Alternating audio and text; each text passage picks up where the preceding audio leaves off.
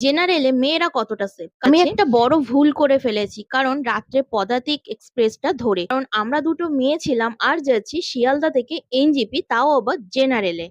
তো মাথার মধ্যে কিন্তু অনেক কিছু ঘুরে বেড়াচ্ছে। জেনারেলে কোনোদিন আমি যাইনি, তাও আবার আমরা একা একা পৌঁছাতে পারবো কিনা এনজেপি, এই সবকিছু কিন্তু মাথার মধ্যে ঘুরে বেড়াচ্ছিল। তো যাই হোক, জেনারেলে ভিড়টা হয়েছে কিন্তু অনেকই, মানে প্রচুর ভিড় হয়েছে।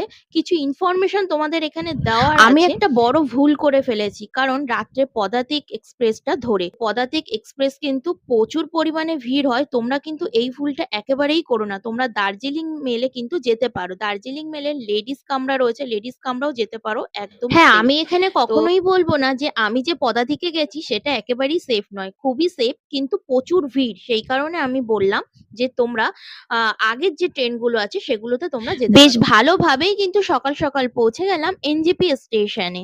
এনজেপি স্টেশনে কিন্তু প্রচুর দালাল থাকে, তো সেই দালালের পাল্লায় না পড়ে এনজেপি স্টেশনের বাইরে এই যে ট্যাক্সি স্ট্যান্ডটা তোমরা দেখতে পাচ্ছ, এই ট্যাক্সি স্ট্যান্ডে তোমরা চলে আসতে পারো। এখান থেকে শেয়ারিং কারে দার্জিলিং যেতে মাত্র 300 থেকে 350 টাকা মাথা পিছু নেয়। আর এনজেপি থেকে তোমরা যদি গ্যাংটক যেতে চাও সেক্ষেত্রে 500 টাকা করে শেয়ারিং কারে ভাড়া নেয়। আচ্ছা, শেয়ারিং কারে মিডিলে একটা জায়গায় দাঁড়িয়ে ছিল যে রেস্টুরেন্টটায় ব্রেকফাস্টের জন্য, তো সেখান থেকে বাইরের ভিউটা দেখো, জাস্ট অসাধারণ। নিচ থেকে গাড়িগুলো যাচ্ছে সারি হয়ে হয়ে, খুব সুন্দর কিন্তু লাগছে দেখতে।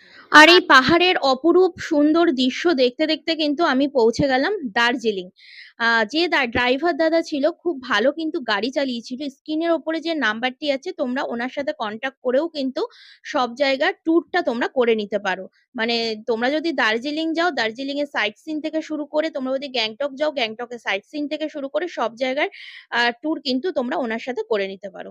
চলো তাহলে আজকের ভিডিওটা আমি এখানেই শেষ করছি। ফেসবুক পেজটাকে কিন্তু অবশ্যই ফলো করে রেখো। চলো, টাটা।